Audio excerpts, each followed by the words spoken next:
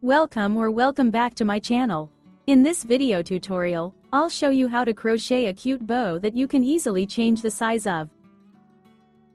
You'll find a list of materials, abbreviations, and a link to a free tutorial on crocheting this teddy bear in the description.